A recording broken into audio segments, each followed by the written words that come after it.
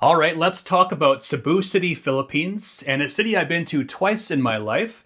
And I'll give my first impressions. Like most cities in Southeast Asia, it can be congested, polluted, chaotic, tons of traffic congestion, but at the same time, a lot of fun, lots of cool restaurants and bars, very lively. And the big question is Cebu City worth visiting? And if so, how long should you stay in the city? So I hope to answer those questions as we get through the video. So let's get right into it. So, is Cebu City worth visiting? This is a very searched term on the internet, and for good reason. And I think a lot of people who are coming to this part of the world are searching this because there's lots of cool things around Cebu City. You've got Malapascua, Mobol, Oslab right on Cebu. You've got tons of things to do on Bohol, Siquijor. You've got Negros as well. There's just tons of activities in this part of the Philippines. And if you are going to the Visayas area, odds are you might pass through Cebu City at some point. So it's good to have a decent idea of what there is to expect in Cebu City, what you can do, and how long you should spend here. And before I get into the activities to do in Cebu City, I would recommend when you come here, have a plan of attack of the things that you want to do in advance. Just because, it is a big city, but it's not as big as, say, London or Bangkok or Tokyo. Those cities you can just kind of wander around aimlessly, have no plan of attack, and just have a lot of fun. If you do that in Cebu City, you might be a bit disappointed. There are lots of fun things to do, but it's just a better city when you know kind of what to expect and where to go, and have it kind of mapped out. All right, let's talk about some of the fun activities to do in Cebu City. And my most recent trip, I've been here twice in my life, but I came here in January of 2025. And it was a coincidence that I arrived right when the Sinulog Festival was happening, which is a major event in the Philippines. And this is kind of like a religious and cultural event. You'll see street parades, fairs, religious events, street parties, just a really fun time, very vibrant.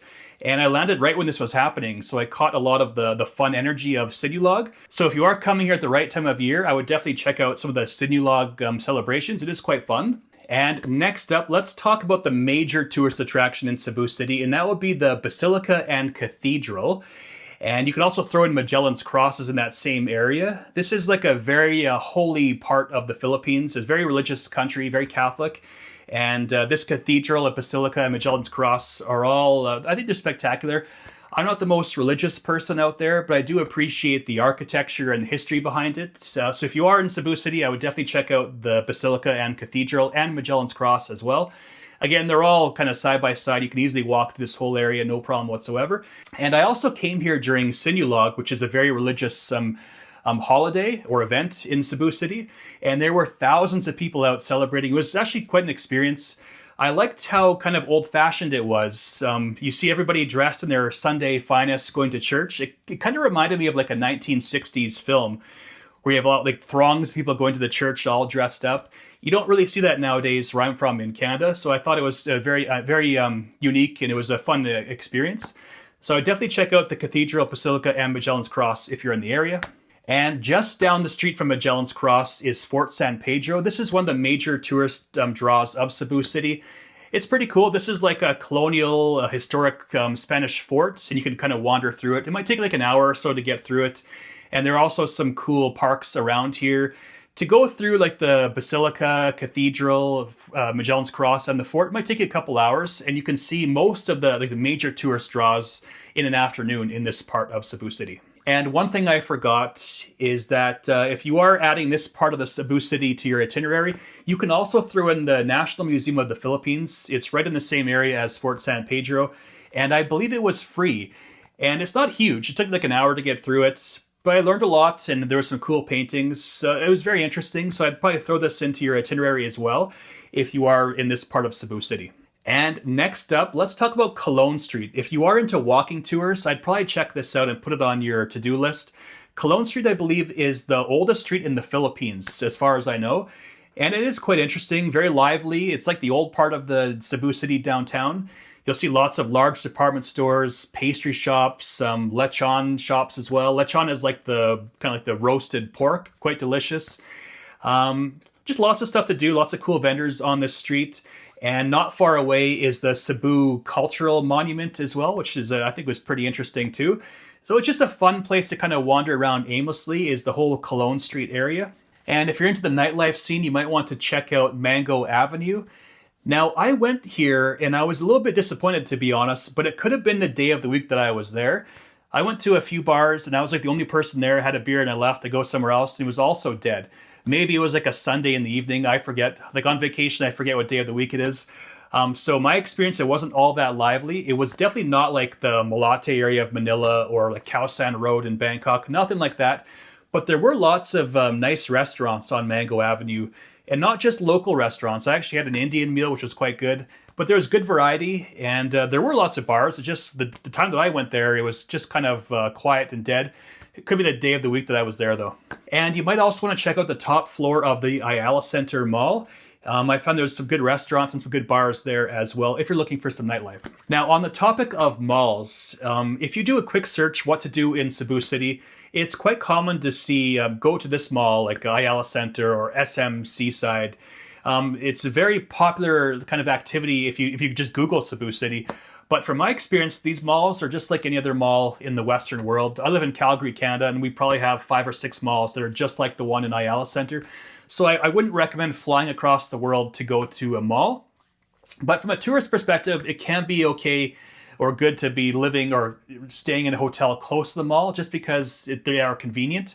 But by no means would I say these malls are like major tourist attractions. They're just more of like a convenience. And one thing that you might want to consider as well is to go to the Taoist Temple. Now, this is like a Chinese place of worship, or for Chinese Filipinos. And it is quite nice, lots of nice views, and it's cool to walk through the temple as well. This is like a good little, half-day trip, if that, but it is quite interesting. Again, nice views from up here. And a funny story, I actually went here way back in '07, and back then, I don't think the Philippines was nearly as touristy as it is today, and I got mobbed by a school field trip with about 30 or 40 females wanted to get a photo with me. It was a bit alarming, but it was still fun at the same time, so I would definitely check this out. It was a fun experience for me way back in 2007. I'm sure it's still the same, but maybe it's changed a little bit, but my guess is probably quite the same. And another thing that you might consider, if you are a scuba diver, if you go to the island of Mactan, which is just across the bridge from Cebu City, basically it's the same city, just the other end of the bridge. That's where the Mactan airport is. If you go to the coast, there's a few scuba diving operators, and they run day trips to all the small islands around Cebu, which I've heard are quite nice. I did a shore dive from the Cebu City area, and it was okay. There was a good range of marine life, lots of eels and stuff like that. So it was quite good, but shore dives are not my favorite. They're usually kind of silty and the visibility is not the greatest.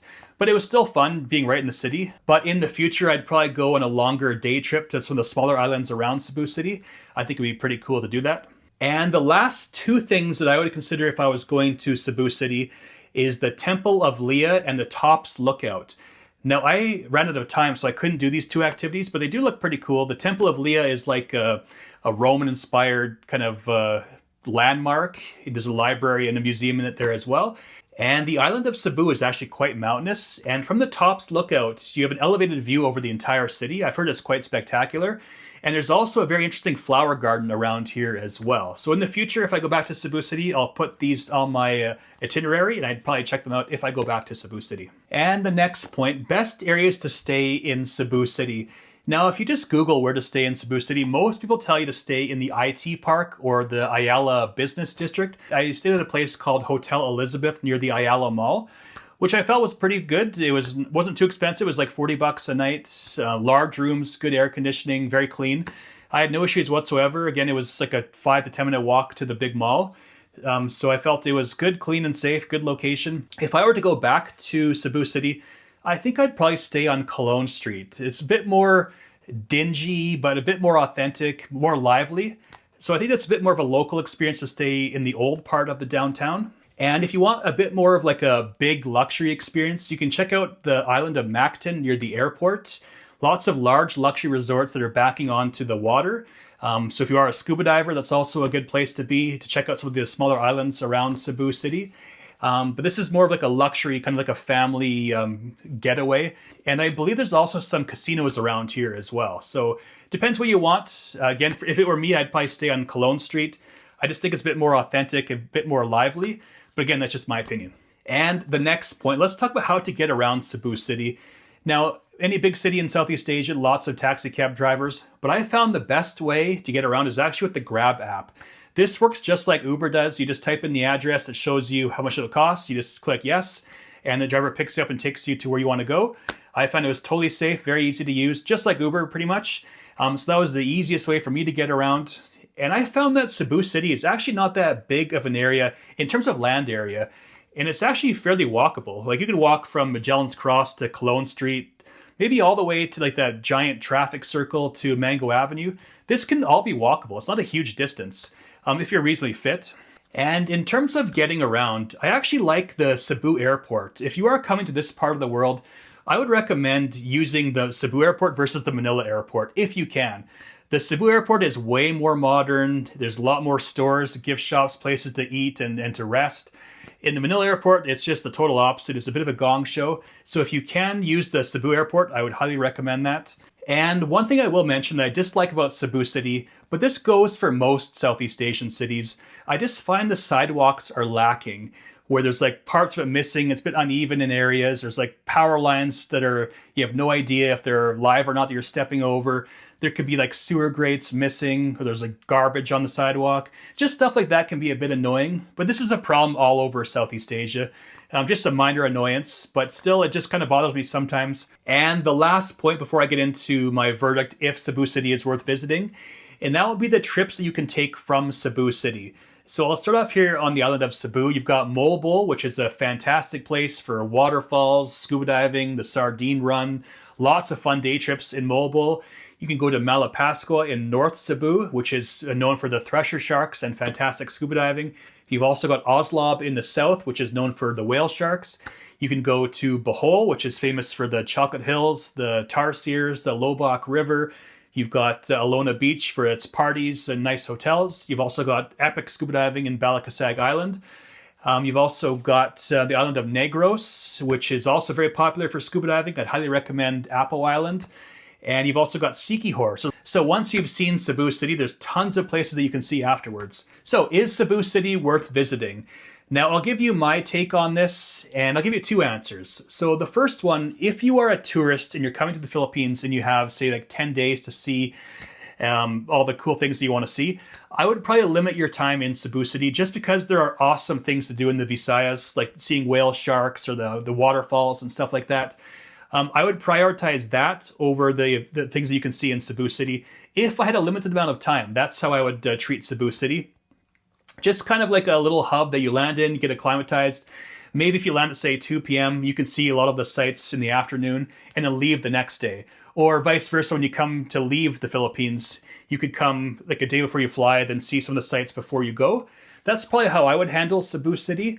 And the other way I would look at this, if you are coming to the Cebu City area and you have more time, maybe you're like a digital nomad, you have lots of time, I think it'd be a very fun city to live in. If you had more time, you'd have a lot more friends and lots of cool bars and restaurants. So if you have a lot of time, I think it could be a very fun place to live. But as a tourist, I'd probably limit your time here. That's just my opinion.